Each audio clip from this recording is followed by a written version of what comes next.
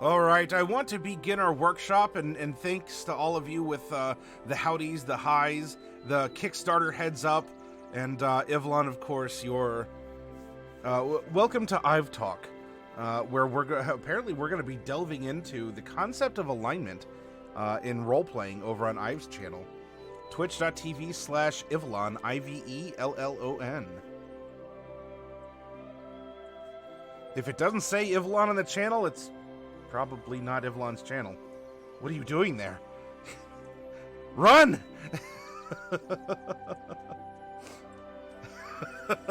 Get out of there! Quick!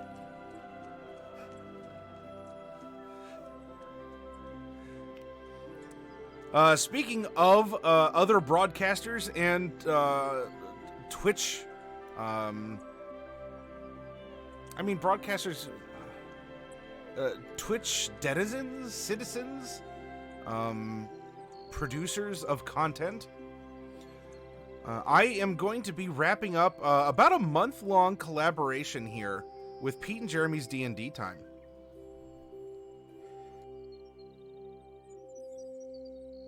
And this week, as Pete and Jeremy prepare for their big boss raid. By the way, Ivlon, are you going to be participating in that on Friday?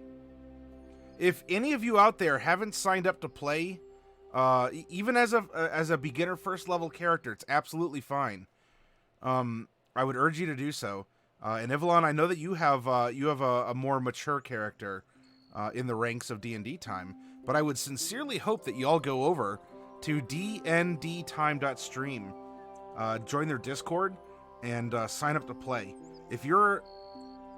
in terms of level, come on now.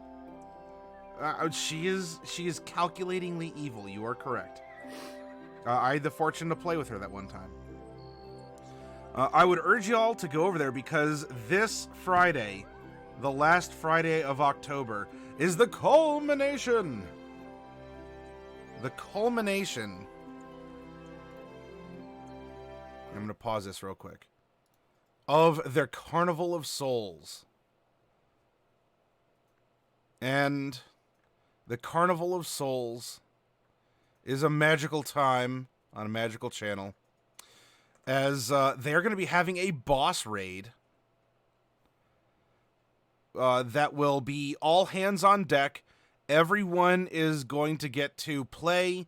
A lot of people are probably going to die, but not permanently, and have a lot of fun. And so I figured, well, you know, this week, because they're going to be hard at work crafting this raid and getting content ready, why don't we go over some of the basics, the fundamentals. If you're a DM and you want to break the DM's curse and stop being a forever DM, play with them. Let them run content for you. Be a part of their one-shot. And as I do so, and I want to say they put a lot of work into what they do, including having their own theme for their channel. Ugh, I am mega jealous. As conducted by Pete of Pete and Jeremy, I'm gonna play their Halloween song, and so you can hear, you know, you're gonna get a feel for the games, for the content, for the overarching. You know, if you feel like this is super serious and that you are gonna, you know, people are gonna make fun of you if you don't have a decision made in the first 20 seconds or whatever. Here. This is their Halloween theme.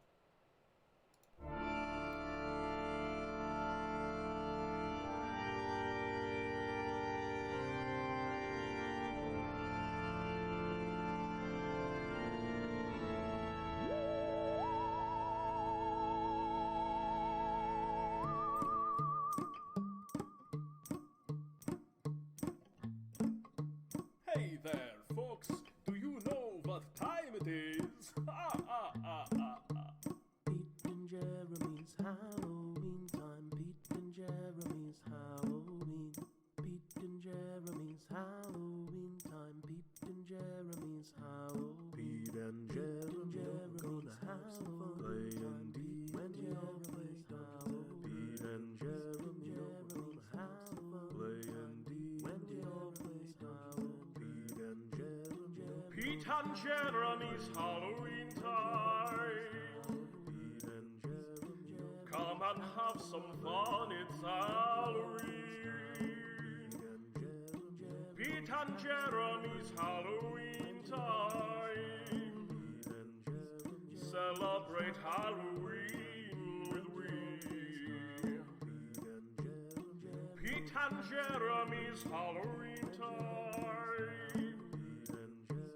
So many scary things to do. Pete and Jeremy's Halloween time.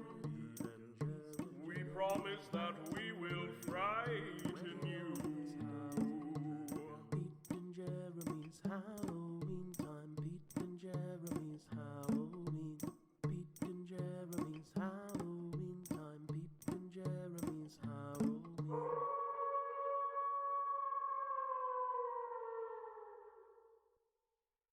All right. If you heard that song, this is a good encapsulation of the feel, the fun, the creativity. The way that they run their one-shots. Well, they're normally one-shots on Fridays. They run 3 one-shots for 4 people, sometimes 5 apiece. They're cycling 12 people get to play D&D on a Friday night. And it is a one-shot format. It is more of a beer and pretzels, more of, hey, if I do this, wacky thing, can I try combining a skill and a spell? It's very narrative. It's a lot of fun. And it is very first-timer friendly. Yes, there was a spooky awoo that we heard. In fact, I have a spooky kind of a woo. Here we go. There's an awoo. And here's some spook. Courtesy of Journeyman. Boop. There we go. So please, sign up and play. Not even during just the Carnival of Souls, which is their month-long event. In the coming month, they have Welcomes Taking. And then after that, they have the Winter Solstice, all kinds of fun events, and then just the adventures that happen along the way in between these festivals. I've been playing with them for some time. I have 2 characters with them. In fact, the characters we created on stream, like what you're going to see us make here. And I want to go over, so let's say you want to play on D&D time. And hopefully someone out there will say, wow, sure, Maddie, I'd love to play on D&D. Well, hey, we're going to go over how you do just that. By the way, they are not paying me. I love doing cross-promotion. And Ivalon, that's why I asked, hey, if you want to work on a workshop or something together, I'm happy to cross-promote. I'm happy to cross-mogenate with you all out there, because together we are all stronger by doing this. And I know that for Pete and Jeremy, this is their big month. This is when, No Holds Barred, the storyline builds to this moment, over the course of a month. And so it's been a lot of fun. So they do have a code of conduct, and in summary, if you're here in Matty Morgs and you know how to behave, we are well within the acceptable limits of D&D time.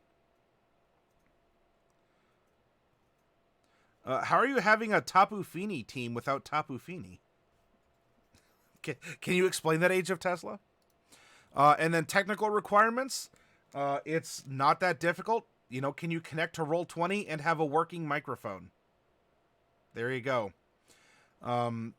Push to talk, a way to get background noise, minimized. You can even use a voice changer as long as you can speak clearly through it. And if you can't, they'll ask you to turn it off. But there are, I think, a couple, one at least, 2, or maybe 2 people who use different voice synthesizers for their characters. All right. Now, join their Discord server so you can sign up to play. You go through the steps, joining D&D time. Creating your character.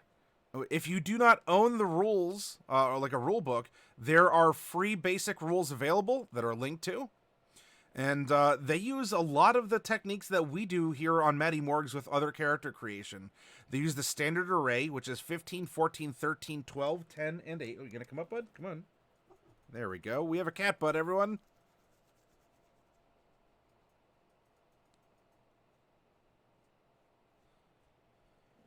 I don't think that would necessarily get a channel banned, Cybernetic. Yep, there we go. We got cat butt. It's official. In addition to the character options and the basic rules, you may use class, race, subclass, and spells options from the following sources.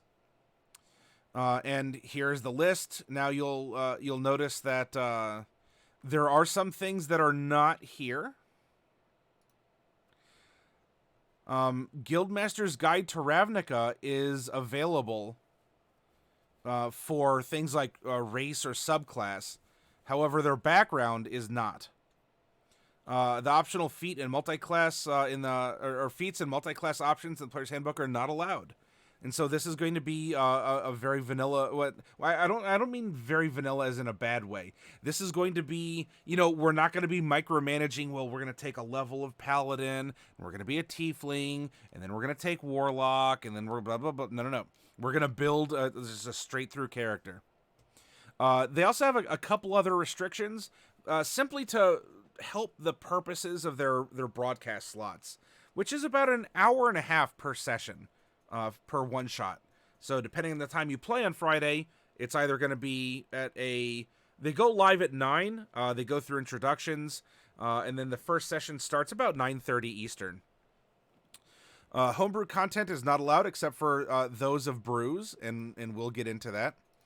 When determining your starting equipment, instead of starting with equipment normal for your selected class, you can choose from any of the equipment listed on the following tables. Weapons, adventuring gear, and tools. If you're new to 5e, just stick with the options your class gives you. They'll work as is.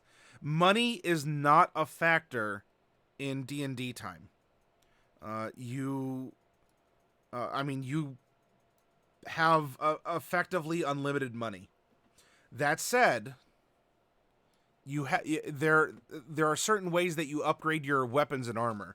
So while you have unlimited money, and there could be a price tag in the DMG on, an artifact, the Hand of Vecna, you don't get to buy the Hand of Vecna from Bartholomew's shop. Every time that you adventure, you are going to get some of their in-game currency to spend on upgrading your armor, your weapons. You get magic items and such. They go with hit point half +1 for their hit point progression when you level up. And then you level up through their 3 tiers. Technically there's 4, but you level up through 3 of them after so many adventures. So after the first time you play, you're a level 1 character, and hey, you get to be level 2. You play twice with them, you're level 3. And then you are ready. You are ready after your 3rd session to go to level 4 to fight in a Fable boss battle with some other Fable tier characters, or story tier that are ready to become Fable. It's a nice special boss session just for you, and you go through an award ceremony. You get a title for your character. They have developed a wonderful culture around how you interact with them and how you get your characters through in leveling up. I almost have a myth tier character with them. I'm so close. So boss battles, character death, and if you die in their game, you're not dead forever. It's what are you doing? I'm sorry, one second. Okay, you're just rubbing on the computer. Please don't knock anything over. All right, that'd be nice, right? You ask a cat nicely in your preferred language, and it's just like they don't even listen to you, I swear.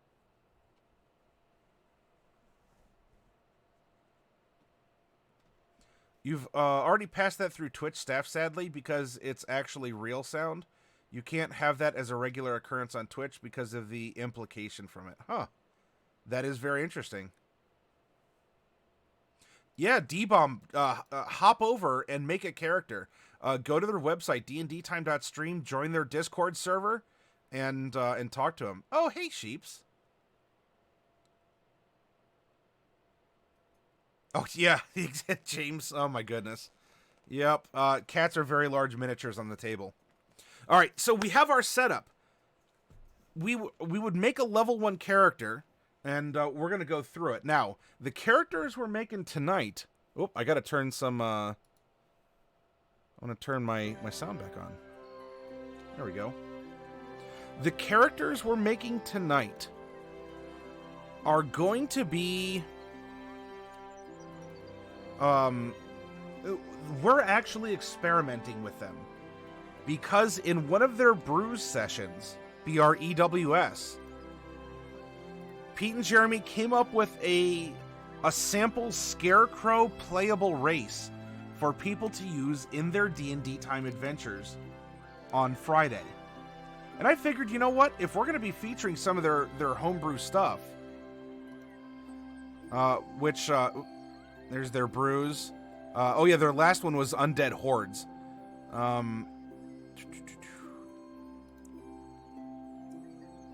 Brews, Homebrew Compendium.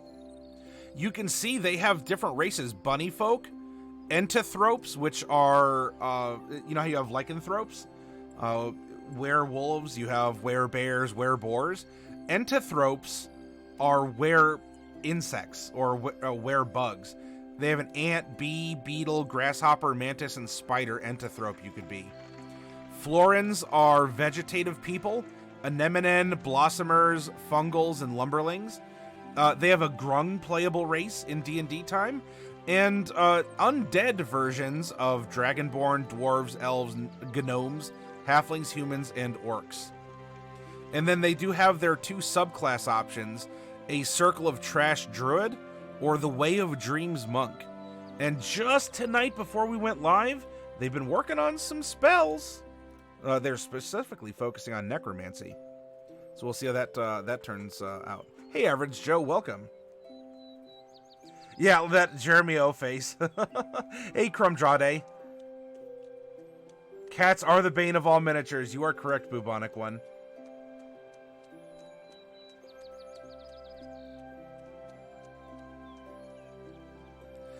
You woke up from a nap, oh sheeps. It was bad, and I'm having a bad time right now.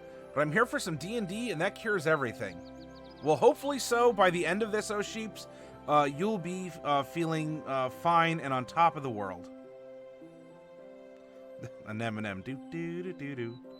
That's fine, Cybernetic. And so you can see that the Scarecrow is not even on their homebrew compendium right now.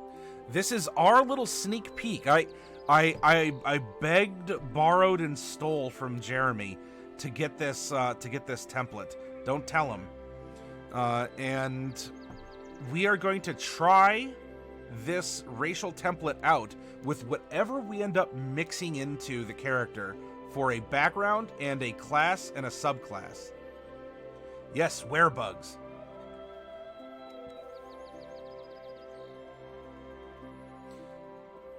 So we have a handy-dandy blank character sheet. We also have a handy-dandy character randomizer. Hey, nice, huh?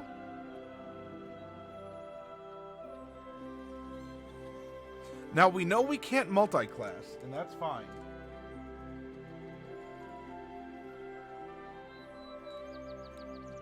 Let's make this, well, I do have my dice roller handy, and we can do some things with it as necessary.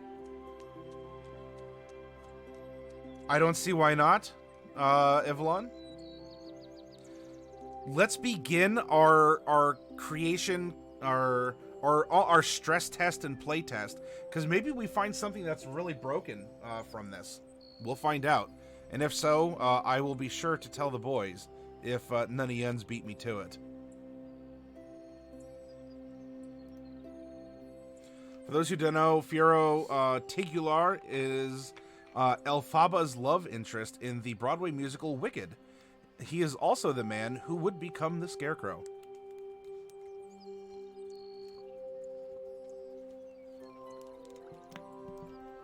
A version of it is Average Joe. there is an Excel spreadsheet that I used before it was turned into something more beautiful like this. Well, normally we use just the player's handbook, and there is a distinction, Matty Morgs, for race sources, and where that comes into play is, as you can see here, we have, the half-orc. The half-orc is a half-orc is a half-orc. With my Matty Morgs consideration, we now have, do we favor our human descent or our orcish descent? For half-elf, looks like it's actually missing the elf half here. Do we favor our human descent or our elven descent in some way as a tiebreaker, as a consideration? For purposes of D&D time, we get bada boom, bada bang, yes.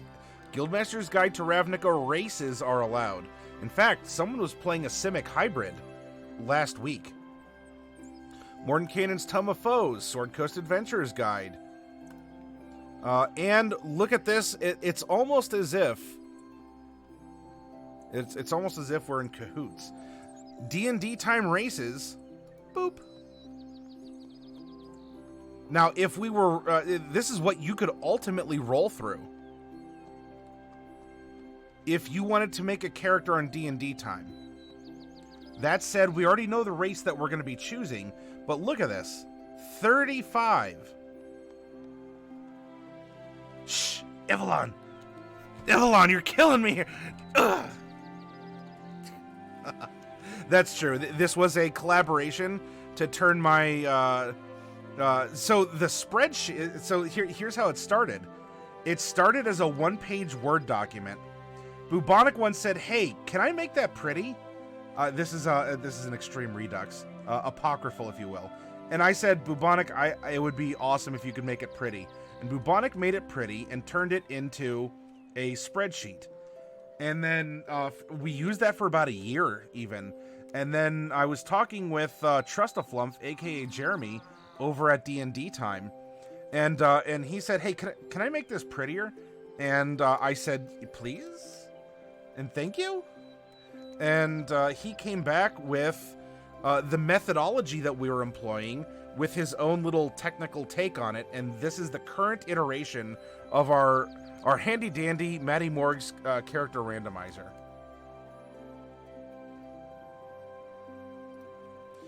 Well, it could just be how it was made to look. You could play it as if there was no preference. It wouldn't necessarily matter.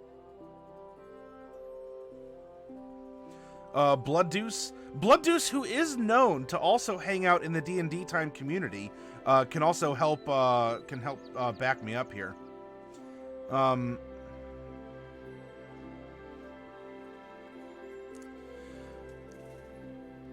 So yeah, in this case, if we don't have to have necessarily a male or a female Scarecrow, but I don't know, for sake of maybe appearance or how we go into it. For instance, my main character, Zuzip, is a Blossomer Florin. It's a plant that I have modeled after snapdragons.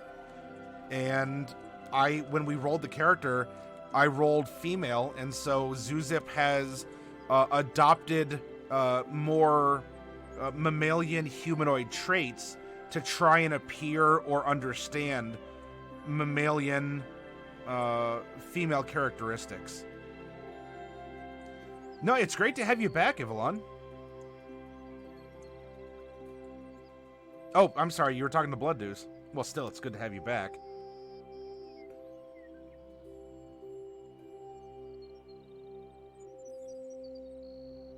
Yes, Bubonic, yours, I had to have you streamline it because it did have some great detail. And I needed, you did an excellent job. I needed it to be, more streamlined for just purposes of what I do on the channel. But you did an excellent job, Bubonic. Alright, so, well, in this case, oh sheeps, will you please roll a percentile?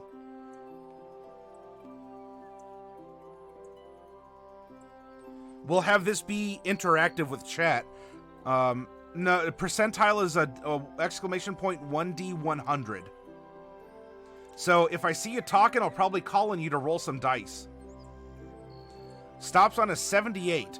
All right, so in this case, we are going to have a male Scarecrow. Zozekihedrons exist. What are you talking about, Ivalon?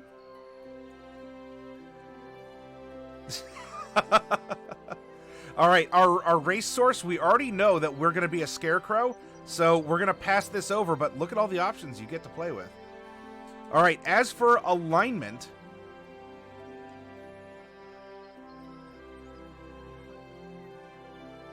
Oh, well, congrats on the update, Cybernetic.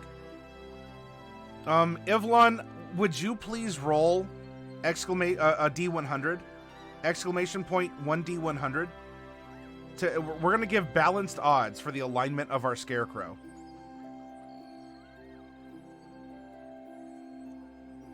Mm-hmm. You're in my house now, Ivlon. What?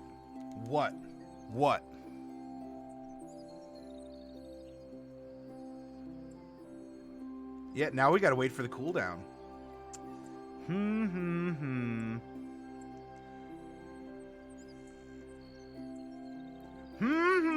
Yep, waiting for that cooldown. Ah.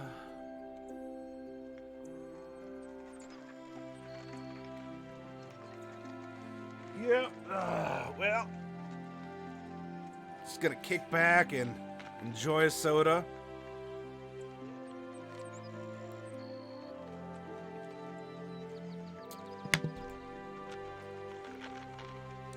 $70-something. I mean, we have evil. For certain it's evil. But until we get a second D10 roll out of Ivalon here, I don't know what the ones place is. Oh, well, we try again, and we're still on cooldown. Oh, my goodness. All right, well...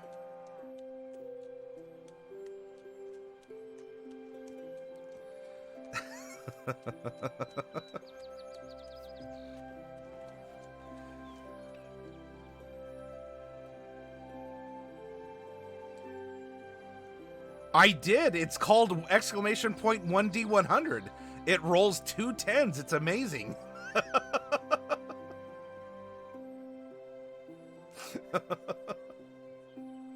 Hey, Refry, welcome.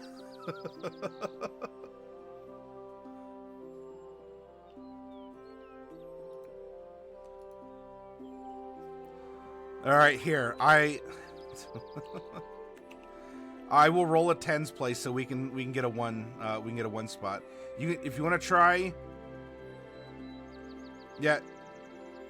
Ivalon, you want to try one more time?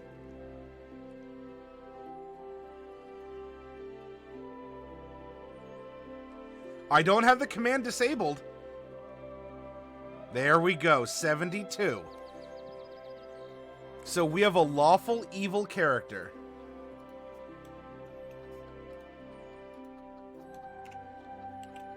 Scarecrows are also medium-sized. Cybernetic when it's disabled. Oh my goodness, you're cruel. All right. Now for our level, we're gonna make a level 1 character to show off. You know, the procedure. Though of course we can always increase it. Remember though, for ASIs you get your stat bumps. They do not play with feats. At least for your first 9 levels. When you hit level 10 in D&D time, something special happens to your character. So level 1 is what we're going to be going for, and so we're just going to have ASI. Well, not even an ASI, we're going to have our standard array, plus our racial stat bumps. Now, for our backgrounds. All of these backgrounds, except... Guildmaster's Guide to Ravnica. Alright, if we come back over here.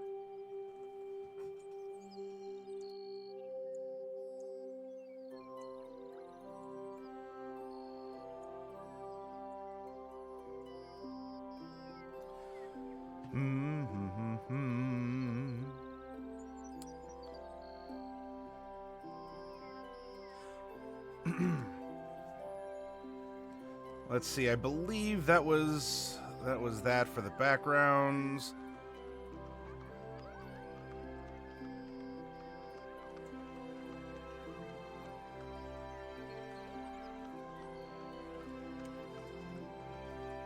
And if I recall correctly, I was... you know, I wonder. I don't see Ghosts of Saltmarsh. And so I don't think that Ghosts of Saltmarsh is approved. At least not officially. And so that's fine because our randomizer needs to be updated with that stuff anyway.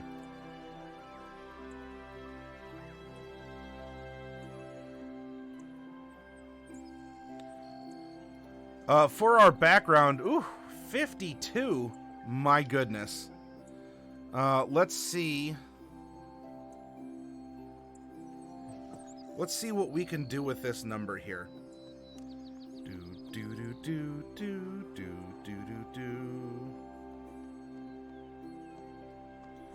All right. 52 can be divided by 4 into parts of 13.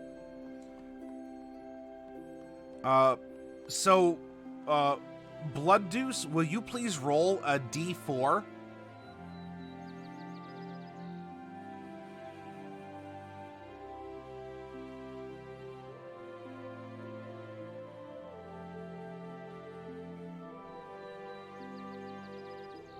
Exclamation point 1D4. And Cromdrade, will you please type exclamation point 1D13?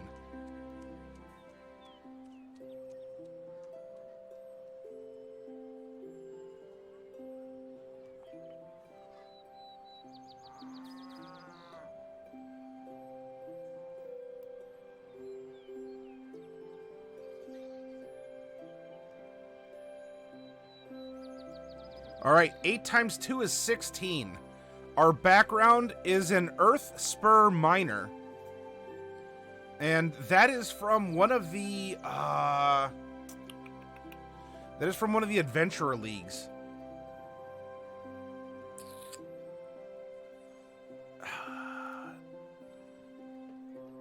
A part of me...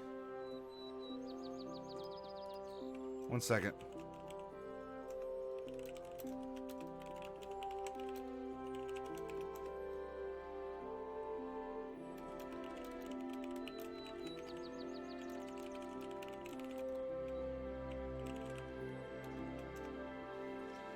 There we go. Quick message.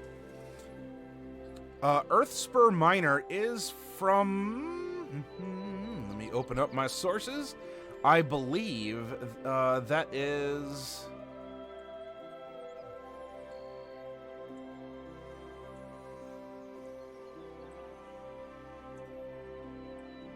Where is my Adventures League stuff?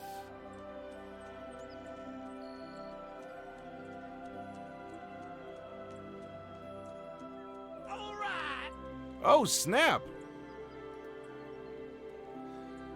Tabletop Galaxy is in here with the Tabletop Galaxy Lings. Roar! Welcome, welcome! Yeah, welcome, Raiders!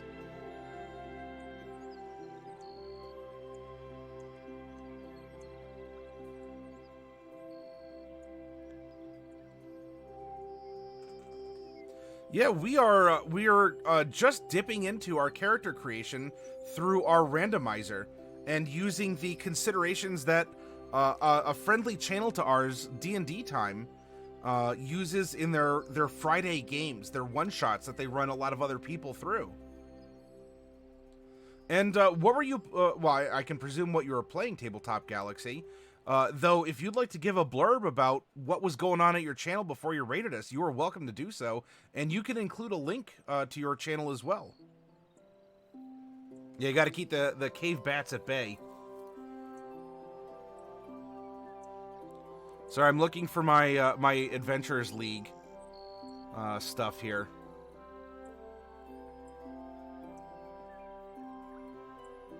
Ah, yes, that's right. You did. You split One Crit Wonder, doing D&D type stuff, into Tabletop Galaxy, which is featuring Star Wars role playing. Thank you very much for stopping by. You are still welcome to, and especially if you have this new channel going, to put a link over to it. Yeah.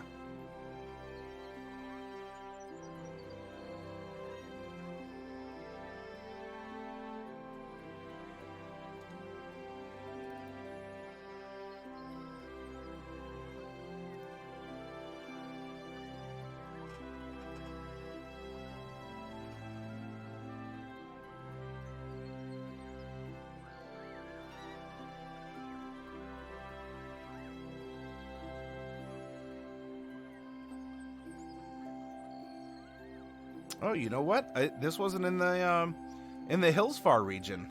Interesting. Mole Master?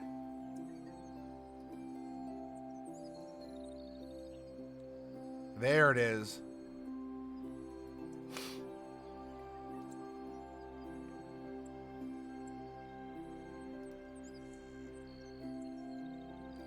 Yeah, hello.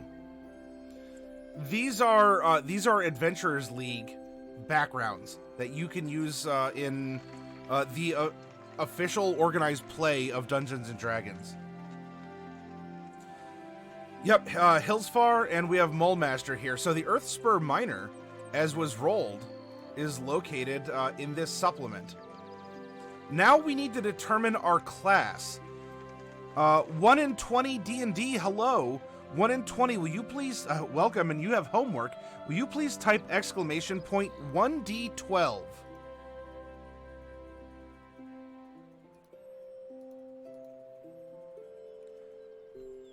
To determine the class of the character that we're going to be making.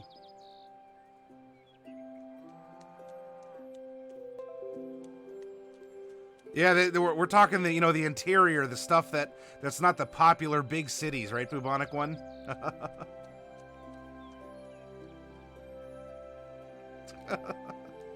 Poor Evelyn, not even dead, and you're already rolling in your grave.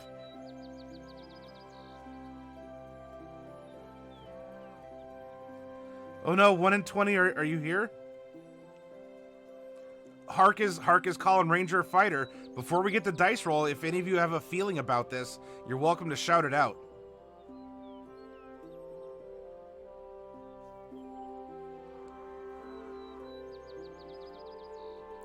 A Paladork? Oh, goodness. Shots fired, Cybernetic Lithid. My money's on Monk. Oh, Sheeps is feeling Monks too.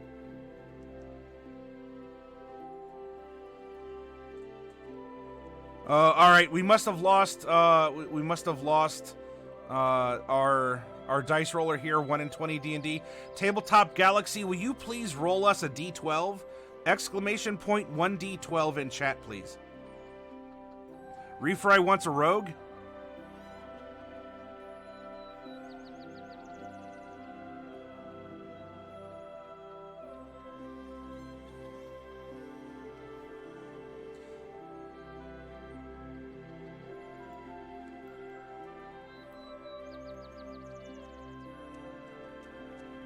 Most Moist Toast, I said it right the first time, is looking for a bard here. Oh, we must have lost, oh my goodness, we're losing people I'm calling out to. All right, Tabletop Galaxy, if you've flown off to, if you've already jumped to light speed, fare thee well. Silver Pirate ended up rolling a D12, but I didn't call for it yet, Silver Pirate. So I will, yeah, the pirate pirated the roll. So I can't count the roll. D-Bomb. You want Fighter? D-Bomb, I don't think you've rolled a dice yet. So, D-Bomb, can you please roll a D12?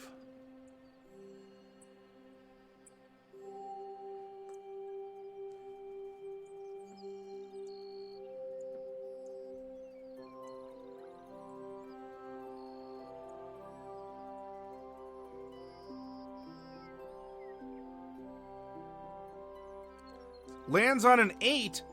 Did anyone say Ranger? Ranger is the one that we got.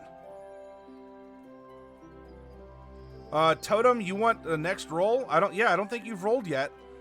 And so, yep, Hark. All right, Hark, you got the feeling on Ranger. We have Beastmaster, Gloom Stalker, Horizon Walker, Hunter, or Monster Slayer. Totem Fiend, will you please roll a D6 in chat? Exclamation point 1D6. Oh, Sheeps, I like that little touch.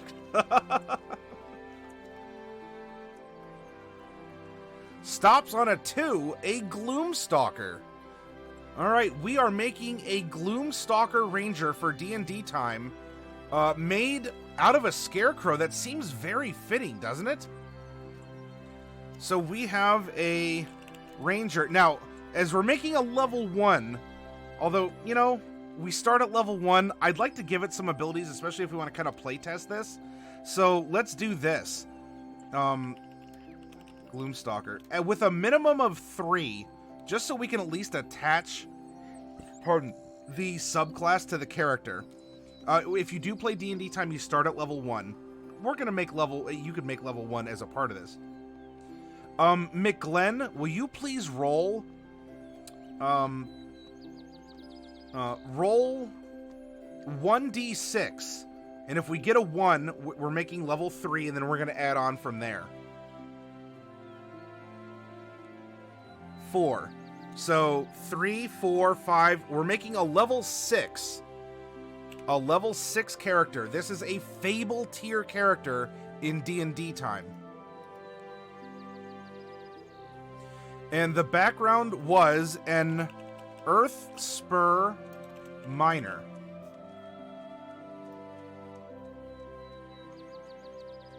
All right, now Rangers get a class feature that decides their fighting style.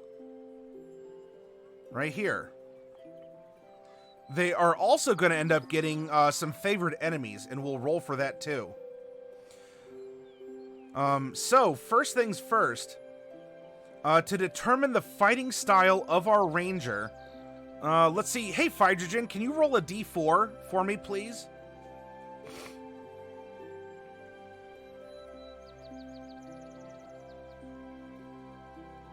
And Kromdrade is invoking Iwi. I do not think it's too early to invoke Iwi. I think this is eerily manifest of what we could have. It stops on a 3. Our Ranger is a dueling Ranger. So for our class, we are going to be getting a fighting style dueling. We are also going to be getting some favored enemies.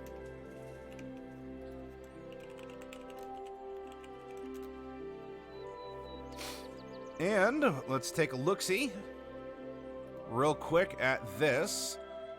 Classes, we are going to Ranger. And by level 6, we are going to choose one additional favored enemy at 6th. So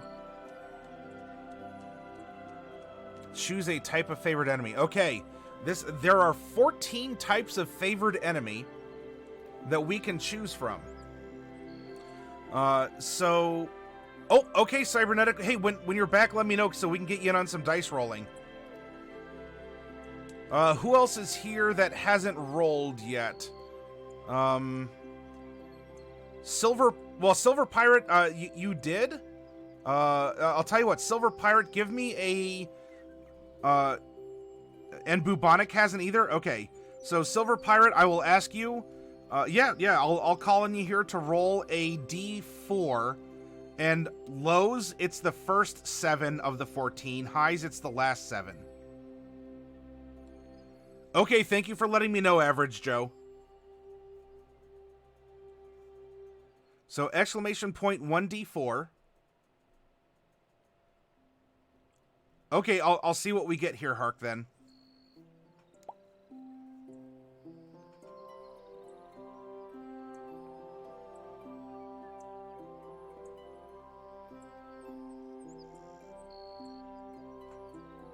All right, we're looking at the uppers. Bubonic one, will you please roll a D8? Exclamation point 1D8 in chat, por favor.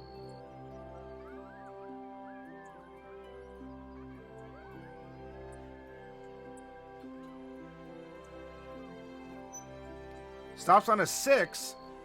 Hey, we get 2 humanoid races. All right. So favorite enemy is going to be 2 humanoid races. So we have level 1, and then level 6.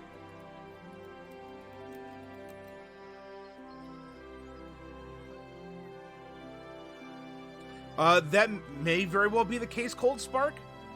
Cold Spark, can you roll a D4? Well, hey, Crumdrade, if you want to play a Grung, play on D&D time. All right, and now, Hark, will you roll a D8 as we find out what is our level 6 additional favored enemy? Lands on a 5. 1, 2, 3, 4, 5. Dragons. 2 humanoids and dragons. You do fight dragons in D&D time, by the way. It's not a super rare thing. It's not super common, but you do get to fight dragons.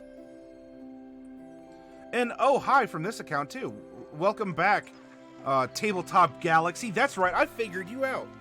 I know your secret identity. I revealed the mask.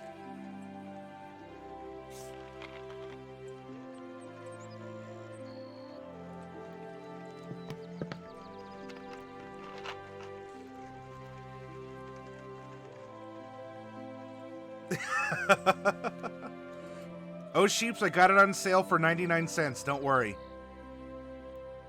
Hey, what would cause a Scarecrow to get super messed up and angry to jump off its stand?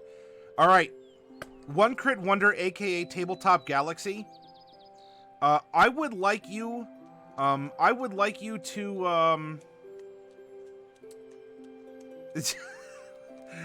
Oh, Sheeps, it's like you hardly know me. One Crit Wonder, give me a humanoid of some kind. Hey, thank you, 1 in 20 D&D. Thank you for joining us. I'm sorry if I called on you for a roll at a bad time.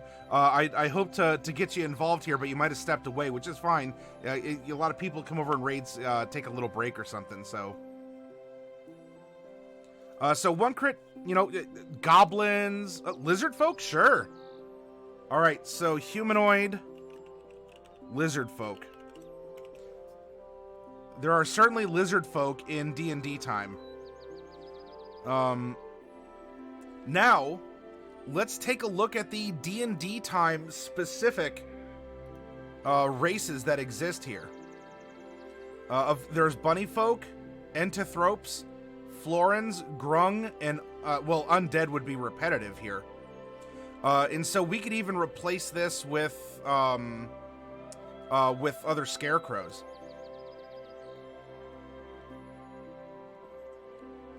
Well, I don't know. Scarecrows, they're technically humanoids for the player race, for mechanical purposes. Though that would be constructs, perhaps. Well, no. So undead are undead still. So 1, 2... I think they're counting as humanoid undead. So let's go 1, 2, 3, 4... and then we'll replace undead with scarecrows.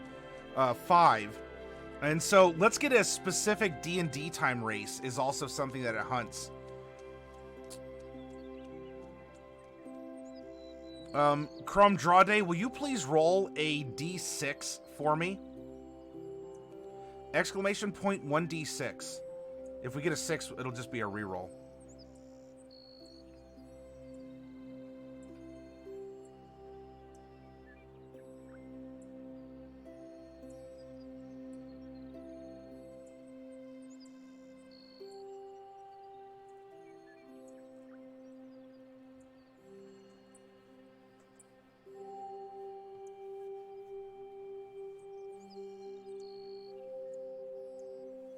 Stops on a 1.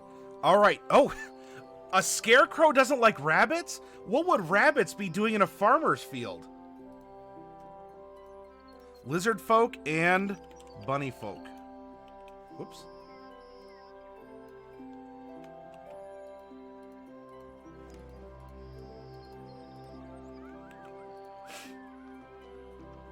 All right, so it's favorite enemies. Ryeguard Neo, welcome. It's good to have you back. Yeah, well, hey, there we go. So it writes itself, everyone.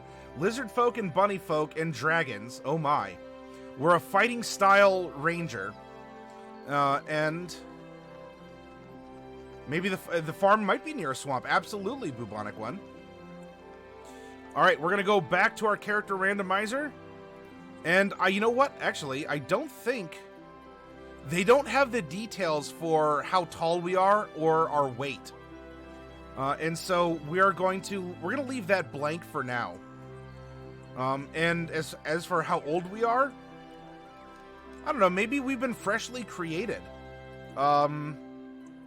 Let's roll a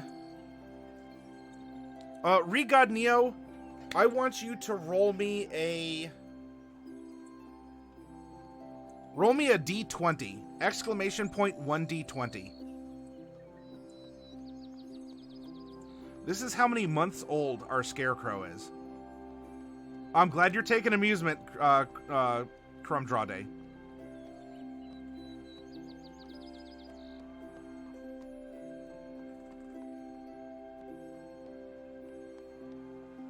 All right, we are 10 months old.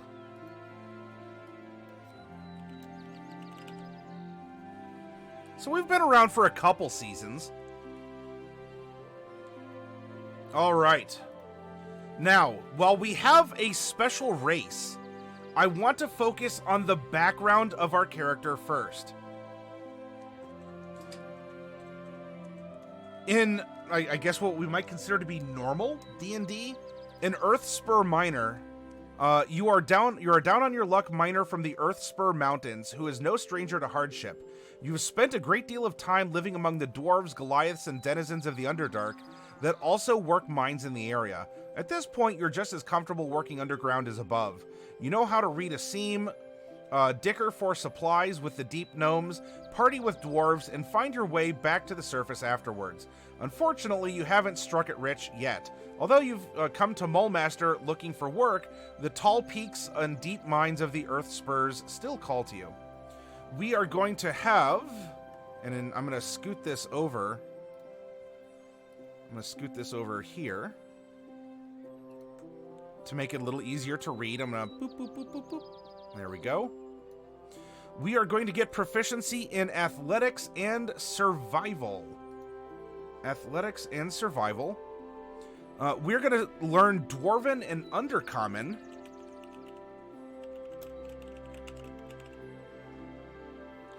Equipment, a shovel or a miner's pick, a block and tackle, a climber's kit, a set of common clothies, a belt pouch, and 5 gold. Now, that stuff you can certainly have in your backpack, and it might come in handy on a D&D time adventure to list the mundane gear. In D&D time, mundane gear, you have effectively unlimited money. So you could buy, you want silk rope instead of hempen? You write on your character sheet you have silk rope. Do you want block and tackle? Do you want a climber's kit? So for purposes of adventuring in this... Hi, camera. I'm right here. There we go. So for purposes of adventuring, you write what you'd like to have. Our feature is a deep miner. You are used to navigating the deep places of the earth. You never get lost in caves or mines if you have either seen an accurate map of them or have been through them before. Furthermore, you are able to scrounge fresh water and food for yourself and as many as 5 other people each day if you are in a mine or natural caves.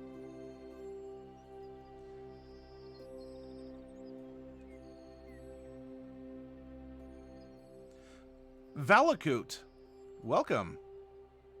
Welcome, welcome.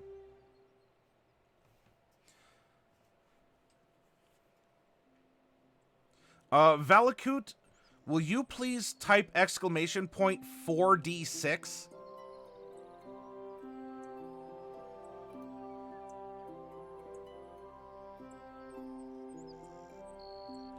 Three, four, four, and then we don't need that last 5. 3, 4, and 4 for our ideal bond and flaw. Oh, Sheeps, will you please roll me a d8? And while you do so, I'm going to get in on this too, and I'm going to roll a d8. I rolled an 8. So first personality trait is an 8. Oh, Sheeps, I see what you did there. So we have 8 and 4 for the personality traits, 3, 4, 4 for our ideal bond and flaw. All right. Let's take a peek at who our Scarecrow is. Personality trait number 1. I wish I were more educated, like we had a brain. Do-do-do-do-do-do. I look up to people who are.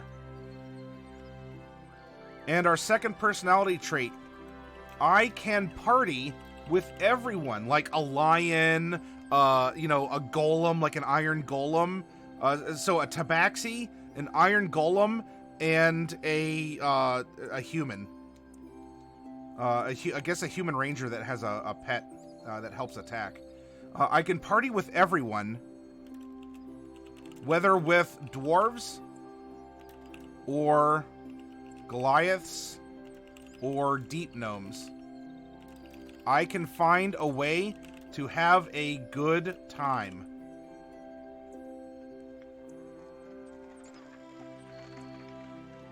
"'Tis a mischievous night," says O'Sheeps. All right, our ideal is number 3. We're a mooch. Property schmopperty.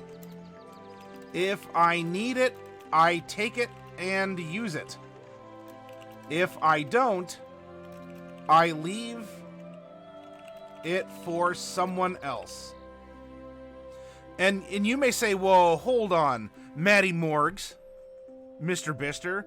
How do we have a lawful evil character and we have a mooch ideal when it clearly says chaotic, plain as common, written in parentheses?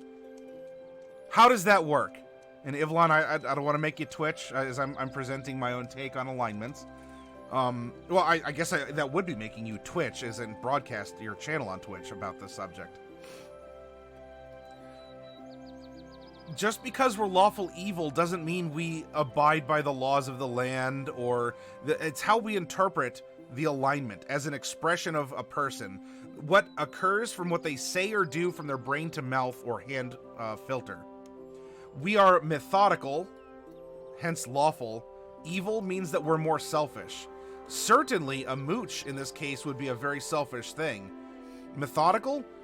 We know what we want. We have an organized plan. We know what we need. We're going to dig. We need these materials. We're going to take those materials so we can dig and we're prepared.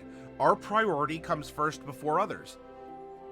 Just because some word is in parentheses here in ideal doesn't mean that you're excluded from it. Pardon. Now, for our bond is number 4. Gems hold a special fascination for me, more than gold, land, magic, or power. And our flaw is number 4. I jealously guard my secrets because I think others will take advantage of me if they learn what I know. What did we learn as a scarecrow? If were we just created as a scarecrow as a guard to patrol? Are we kind of like a puppet or a marionette scarecrow? Were we actually put out into a field, and perhaps through the jealousy or the secrecy of our miners who are trying to protect their fields to grow grains for beer or sustenance, maybe root crops or something from rabbits? Did this kind of miserly, was there an emotional imprint and that's what woke us up? We can take these circumstances in so many directions and have a believable character, a character that has a story, a character that isn't just a set of stats on paper.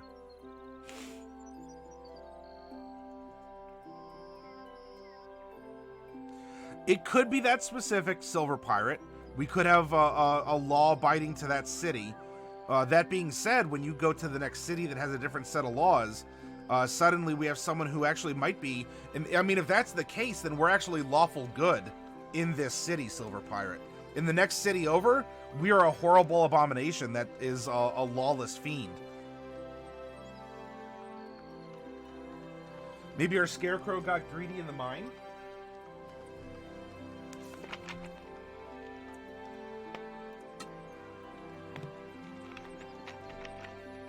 Be kind of funny if we got I'm Afraid of the Dark.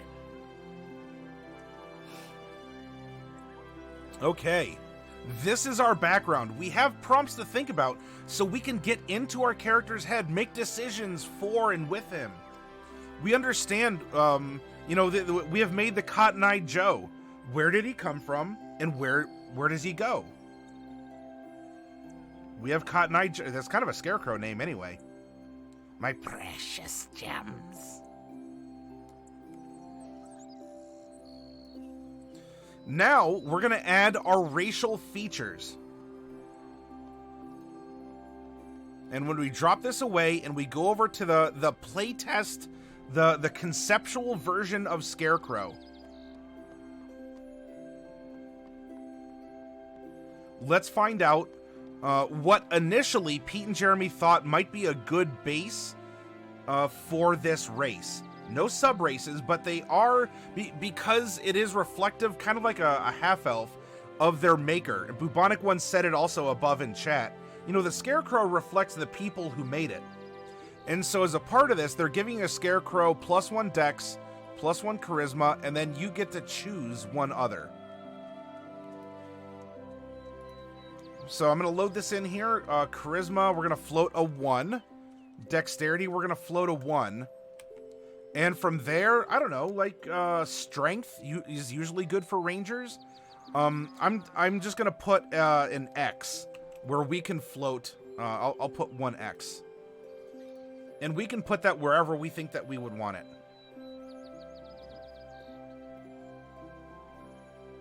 Oh, silver. Yeah. What if a greedy miner had this gold or was like trying to sneak stuff? And maybe would go into the fields and like hide treasure inside the Scarecrow. And then he's like, well, when the season ends, I'll volunteer to take the Scarecrow down. It'll be the perfect crime. I'll steal from everyone and none will be the wiser. And this kind of embitterment, this, the secrecy, a part of the Scarecrow's creator was imprinted into the character. Oh, yeah, wisdom, that's true. They cast off of wisdom. You're correct, Crumdrade.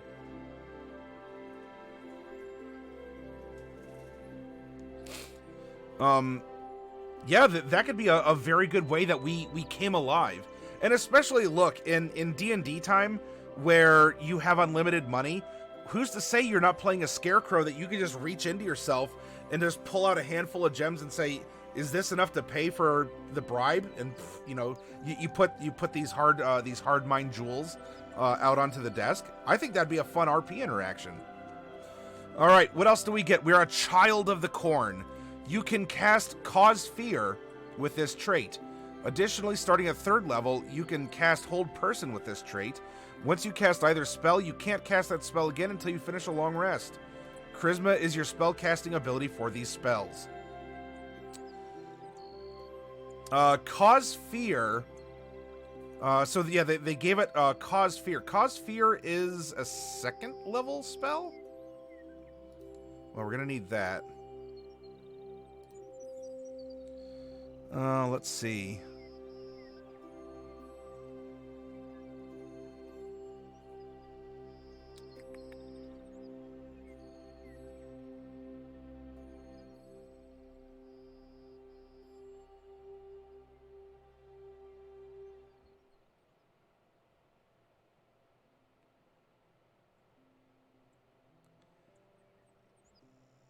Or is it just Fear?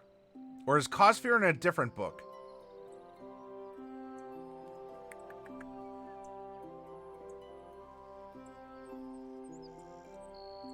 Comprehend. Well, let's just look at it alphabetically. Is there a cause fear here? Charm. I am not seeing cause. It might be what in it might be in Xanathar's? Or are they just talking about EF? Fear is a 3rd level illusion. Oh, it's in Xanathar's? Alright, thank you, Hark. Thank you, thank you. Alright.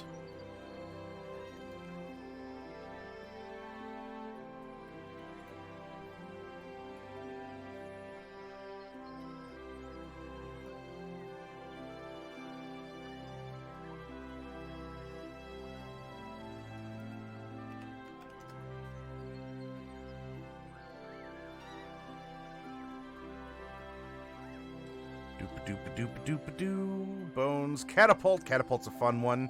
Cause fear. There we go. 1st level necromancy. Alright, so down here, we are going to get Children of the Corn. And we're going to get Cause Fear. Once per long rest. Based off of Charisma.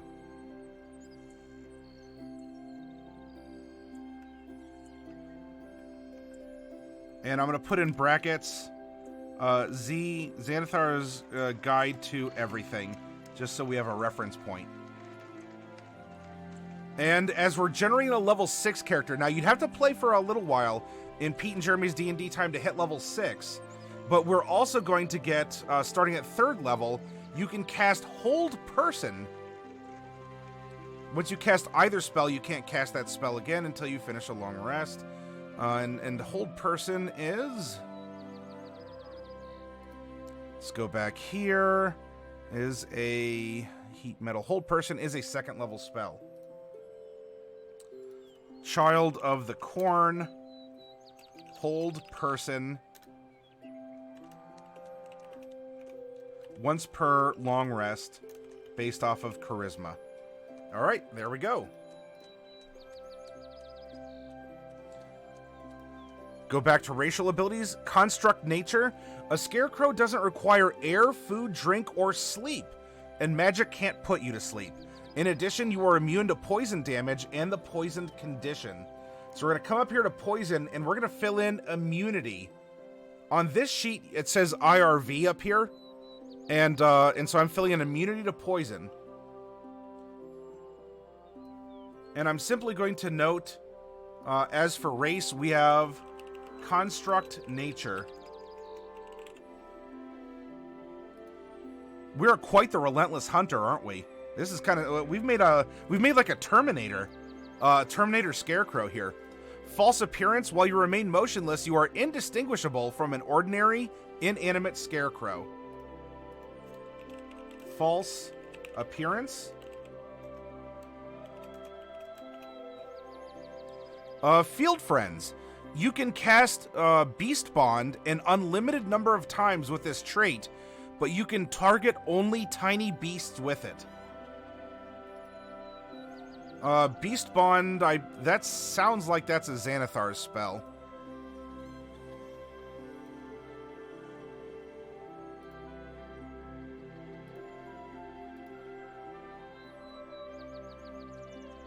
Yeah, Beast Bond. Beast Bond is a 1st level divination.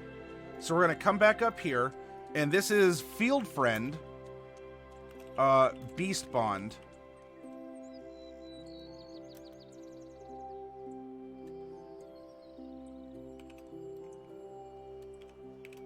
Unlimited tiny beasts. So, you know, mice, cats, moles, stuff like that. Anything that in the monster manual would be considered a tiny or smaller beast, we can cast the Beast Bond spell on from Xanathar's Guide to Everything.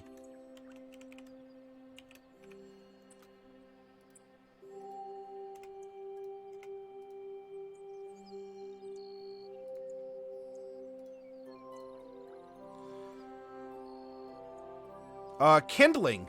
If you take fire damage, you have disadvantage on ability checks and cannot regain hit points until the end of your next turn. So we do have it's not a vulnerability to fire, but fire can distract us. Kindling is a race or a racial consideration. And then languages, you can speak, read, and write Common and one language of our creator. All right, now the question is, who created us?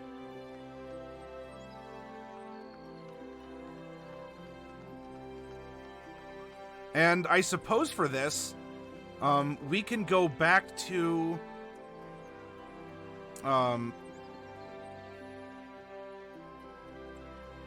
well, here, Blood Deuce, I'll tell you what, because you're helping me out with talking to people about D&D time.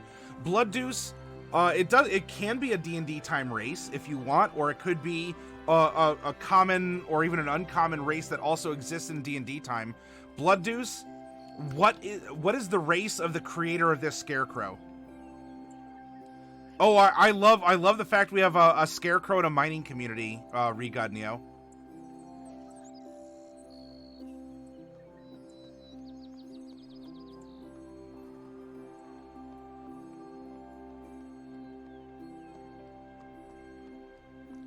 Probably a halfling? Alright. So then we can speak halfling as well.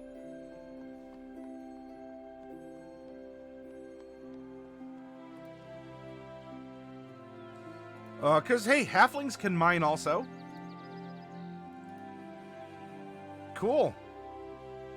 Alright, those are our racial considerations.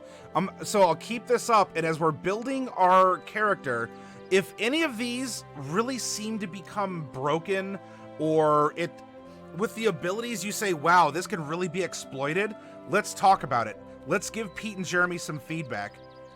Anything that might become maybe a bigger issue would either be on the stat spread or perhaps on the construct nature, where we don't require air, food, or drink, or sleep. Now, we still require long rests to rest. Magic can't put us to sleep, and we're immune to poison damage and the poison condition. That being said, I mean, Yuan-Ti purebloods have some similarities to this Scarecrow as well. So bear that in mind if you think something seems overpowered in the scheme of the character.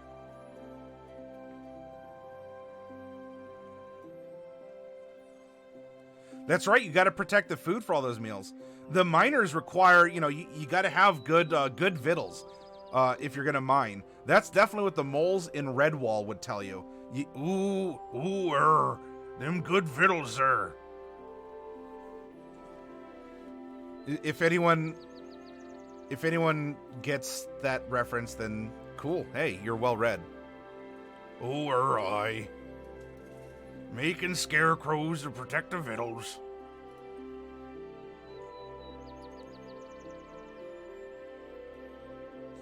Alright, our favored enemies are lizard folk, bunny folk, dragons. Okay, because now we're going to get into... Now we're getting into our basic ranger package, and then we'll go back to Xanathars and add on Gloom Stalker.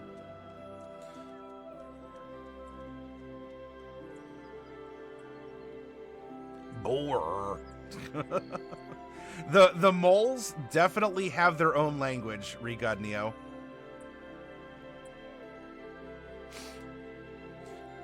We're gonna make 6 levels of ranger. So here we go. Our proficiency bonus is a +3. We are also going to get some spells. 4, or actually we know 4 spells. We're gonna get 4 and 2 for our spell slots. Whoop, that's a 3. I'm being a cheaty face. 4 and 2. We are a D10 hit die class as a ranger. And you know what? We're 6th level, so we get 6 D10 hit die. And hit die are something that lets you recover naturally without needing potions or spells as you take a rest. We're going to get some armor proficiencies as a ranger. We are going to get light, medium, armor, and shields. Weapons, all simple and martial. We're very well versed in weaponry. Then we get to choose 3 skills. Now, going off of the personality, right? Let's build a character, not just a mechanical platform.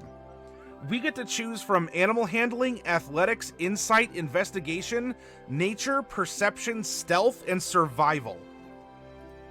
Well, we already have athletics. Oh, no, athletics wasn't. Yeah, athletics and survival. Going off of this, I wish I were more educated. I can party with everyone. Unfortunately, there are no social skills listed here. Though that doesn't mean that we can't think that we can hang out with everyone. We just might, not always be the best at it. Property schmoperty, if I need it, I take it and I use it. Gems hold a special fascination for me.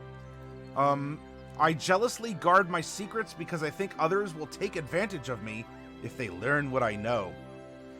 We're also a scarecrow that has been constructed in a mining colony or a mining operation of some kind.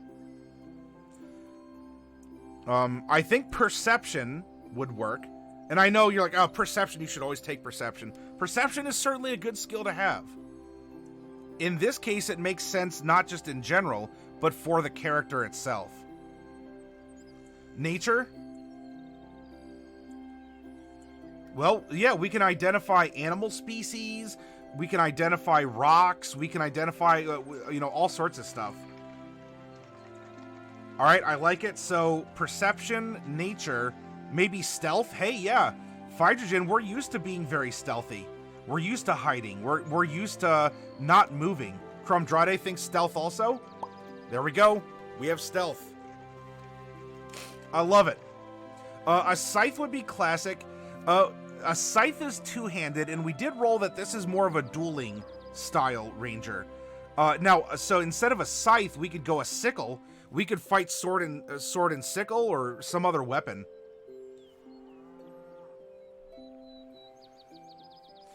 All right, we have starting equipment. Scale mail, leather or leather armor. The armor in D&D time, you start with what you can start with, and there's ways to upgrade it through there. We don't have to be too we don't have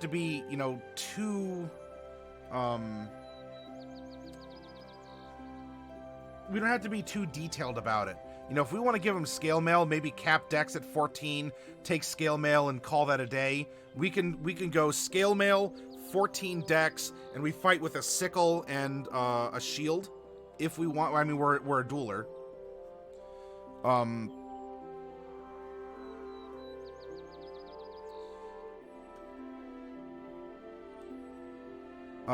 So that means that we could fight with dex with a sickle. So we don't even have to be strength. We could move that 1 down to wisdom to improve our spell casting, and we could be a Dexy boy.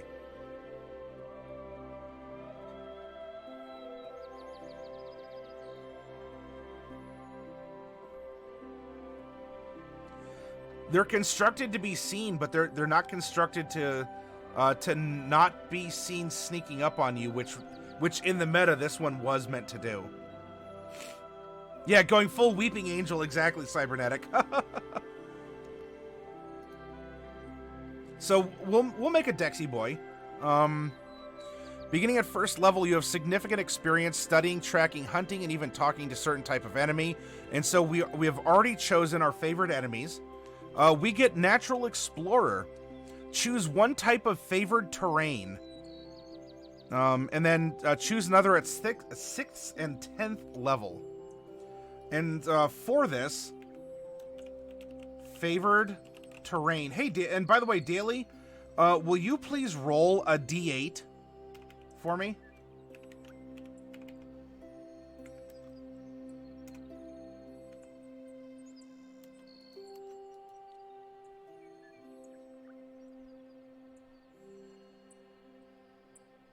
Stops on a 2.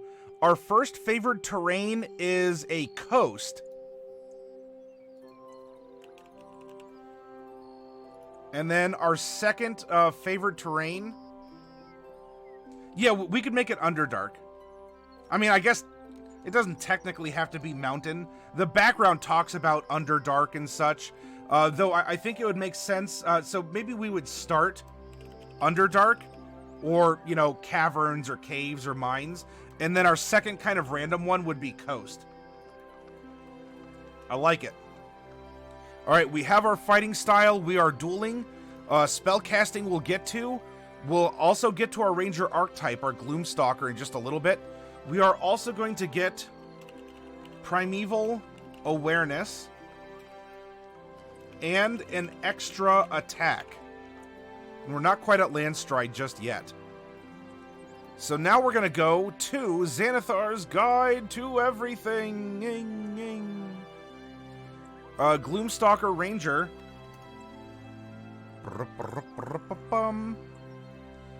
Here we go. Gloom Stalker Magic. Starting at 3rd level, you learn an additional spell when you reach certain levels in this class, as shown in the Gloom Stalker spells table. The spell counts as a ranger spell, but it doesn't count against the number of spells you know. So we are going to get Gloom Stalker, Disguise Self. Oh, as a Scarecrow. Oh, this is working out so well. A Disguise Self Scarecrow and Gloom Stalker at 5th level is going to learn Rope Trick. I wonder if it somehow it can't, you know, just like open itself up, or if it pulls rope out of its body where it has storage, and it uses that. So we have Disguise Self and Rope Trick as spells we're getting. We are also a Dread Ambusher. At 3rd level, you master the art of the ambush. You can give yourself a bonus to your initiative rolls equal to your wisdom modifier. At the start of your first turn of each combat, your walking speed increases by 10 feet, which lasts until the end of that turn. Oh, I think they made... Did they make the, Doop-a-doop-doop. Yeah, their speed is 30 feet. Okay. I forgot to put that here. 13, 15 climb, 15 swim, 0 fly. No dark vision, by the way.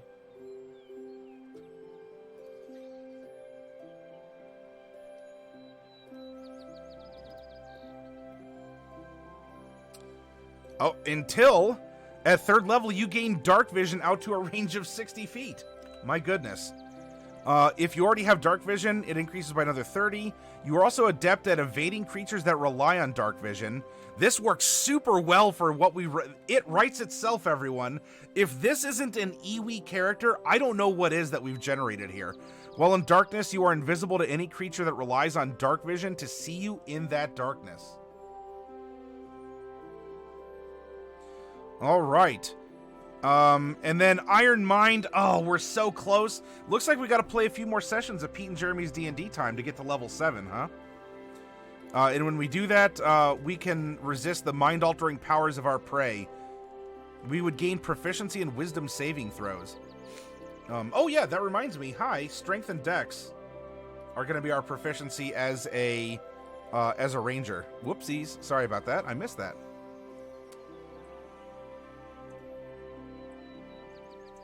Cool. Now we can put our standard array. Now we can put our standard array into our starting scores. And I think that we're going to be making a Dexy boy here. So if we go 15, probably very wise, has sat out in the fields for a while, has time to contemplate. 14, 13, very charismatic in order to get its point across. Sturdy, 12 strength, 10 con, or maybe we go, are we hardier than we are more charismatic? Should we go 13 con, 12 charisma? That would give us 3 odd numbers. Not that it's necessarily bad.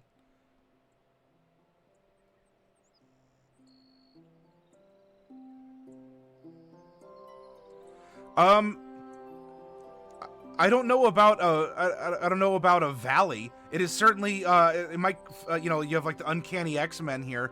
It would probably be a very uncanny character. Ryeguard Neo, you think a higher con?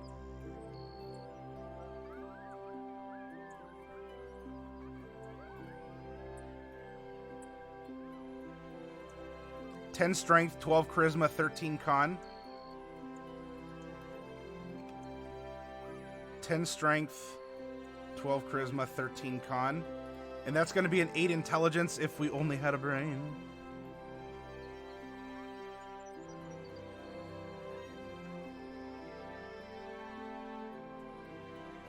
Oh, gotcha, Cybernetic. Okay.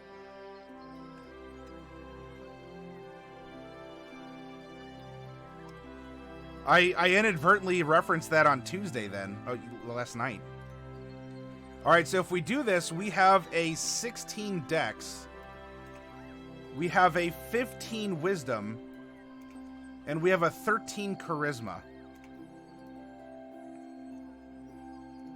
At level 4, we get an ability score improvement, but not a feat, because D&D Time does not use feats in its initial foray.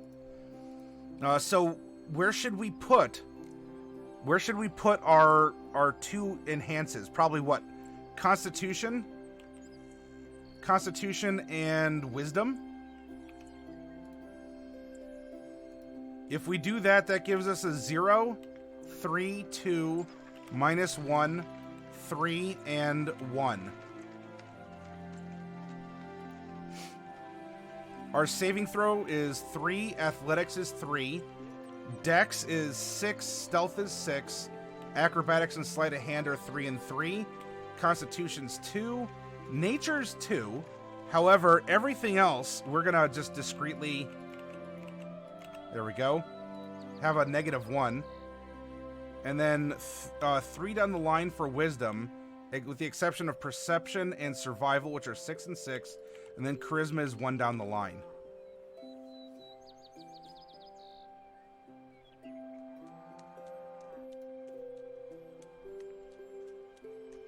This is going to give us a passive perception of 16, as that's 10 plus your perception modifier. And now with this, our character no longer is just a set of stats. Our character, so I guess going into the full definition of the uncanny valley, as Cybernetic said, is a common unsettling feeling people experience when androids and audiovisual simulations closely resemble humans in many respects, but are not quite convincingly realistic. Well, now we've become a real boy, and we have a name. Now, we were created by a halfling, though of course we've been around dwarves and people who live in the Underdark and such, and even along a coast. So what is the name of us as a Scarecrow? I'm willing to take suggestions, and we'll see what we end up getting. Armor class, if we took our starting, let's see, if we took our starting scale mail, that is 14, caps with 2 dex at 16, plus a shield is 18. Our initiative is a +3. Otherwise, if we took leather, leather's 11, plus the full 3 is 14, plus a shield is 16. So right now it's better for us to wear medium. Current hit points. At level 1, you get your full 10 hit points.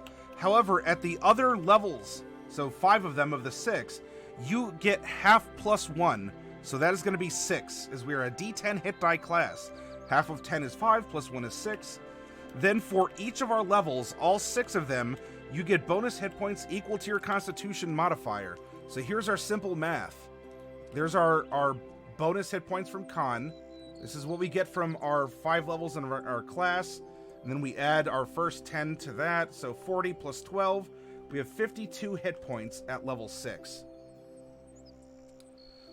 If we're hitting with I'm just going to put a placeholder, a strength weapon, we're wielding at a +3.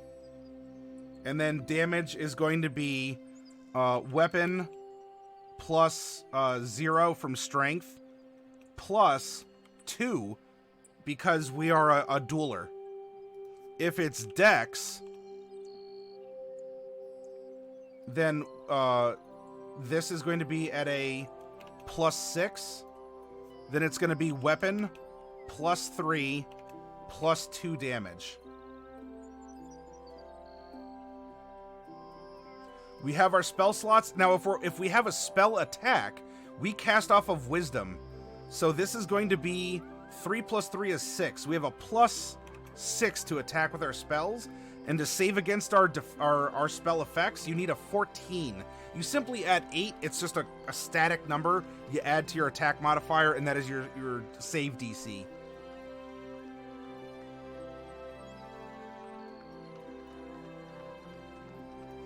Spellcasting ability is Wisdom. This was a 14 and a +6. We are a ranger, and now we're going to go to our spells known. We get no cantrips. Cottoneye Frodo. So let's see. We have Cotton-eyed Frodo. Straw Bill. Tancred. Plaid Bad Lad.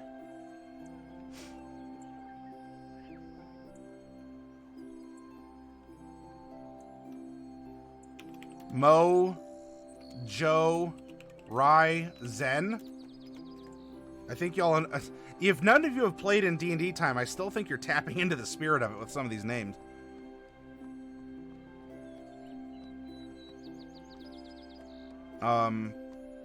Spring Plaid Jack. Yep, now we took, not that he can't dual wield sickles, he can. In fact, if you were making this character and you wanted to replace dueling style with 2 weapon, we would have a Scarecrow that would dual weapon fight with 2 sickles more efficiently. We randomly rolled into a dueler, which is 1 hand and not a weapon in the other, so we can deal more damage with our 1 weapon. Not that he still can't, but a shield doesn't count in a dueling fighting style bonus.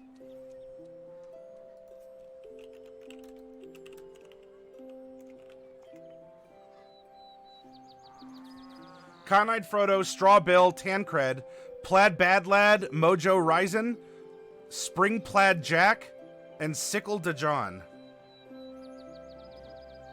I'm sure we can come up with a fun name from all of those.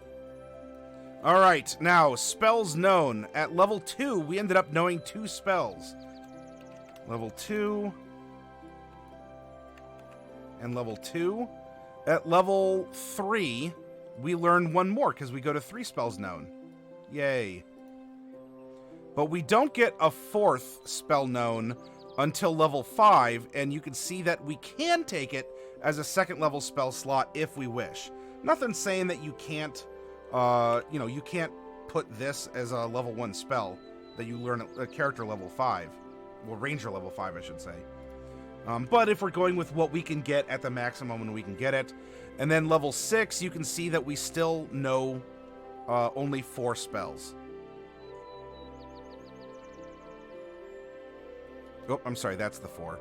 2, 3, 3, 4, 4. But 1 more level and we'll get our 5th.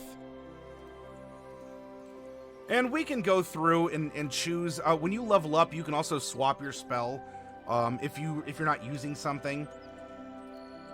We have 4 and 2 for our spell slots. And we have a character, everyone. Congratulations. We have a D&D time character ready to go. Can hop in and start having fun. Now you'd have to descale him down to level 1 to begin your adventure, but this I imagine would be very easy to do. In fact, if you wanted to take this character into the Carnival of Souls, you might have a lot of fun, because the Carnival of Souls is all about Halloween and fall and reaping. And so you have a Scarecrow who's come to protect the world against this. You could run this character or an iteration of it in D&D time if you scaled it back to level 1 and you're a new player. Well, even if you're an old player, it's a new character. It starts at level 1. We did it.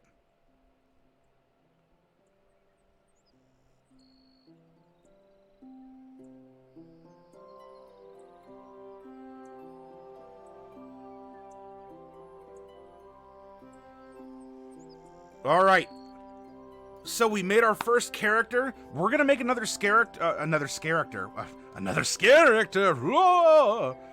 another character, and after the break, it'll be another Scarecrow, so we can see it from a different angle in a different set of a different class. And I think we'll have a lot of fun. I really got into the theme of this. I don't think anything about this character's nothing is coming across as being super broken. Or somehow it's all wibbly wobbly. I think we have a very well developed character from a personality standpoint, from mechanics, and yep, stretching time. All right, everyone, I'll see you back in about 10 minutes. Use the restroom, get a snack, do whatever you gotta do.